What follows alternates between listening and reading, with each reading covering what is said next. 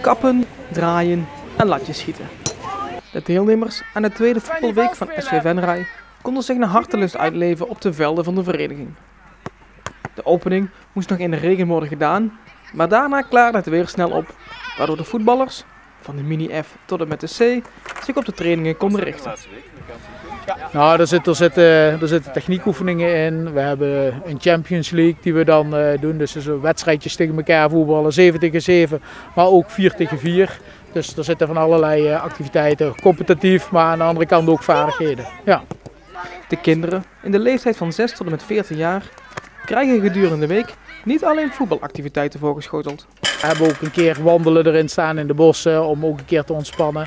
Want ik denk als je de hele week op je voetbalschoenen staat, vorig jaar ook wel gemerkt dat er toch enkele jongens met wat blaren zo kwamen. Dat willen we dit jaar wel voorkomen. Dus we willen eigenlijk gewoon een hele leuke week, heel veel voetbalactiviteiten, maar ook gewoon af en toe wat groepsactiviteiten ertussendoor. SV Venray had gemikt op zo'n 150 deelnemers. Alle talentjes waren volgens Wismans aanwezig. Die doen allemaal mee, sowieso. Maar we zijn ook heel blij dat niet alleen de talenten, maar juist ook de andere kinderen meedoen. En zichzelf zo ook op die manier in de kijker spelen.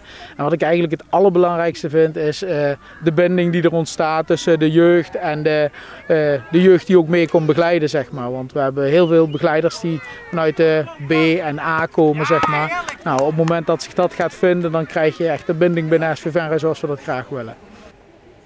En nu het balletje eenmaal rolt, is het voor Gert-Jan Wismans volop genieten. Ja, fantastisch. Ja, het is heel leuk om te zien. Vooral als alles weer lekker aan het draaien is en je ziet iedereen plezier hebben. Dat is het leukste wat er is. Ja, jongens lekker aan het voetballen. Nou, dan hebben wij het goed naar de zin. Nou, het weer dat gaat ons, na vanmorgen gaat ons dat ook de goede kant op in ieder geval. Dus dat proberen we ook vast te houden. De voetbaldagen op Sportpark De Wiehen duren nog tot en met vrijdagmiddag. Gaan. Heb je nog? Zo, lekker hoor. Weet je wat leuk is?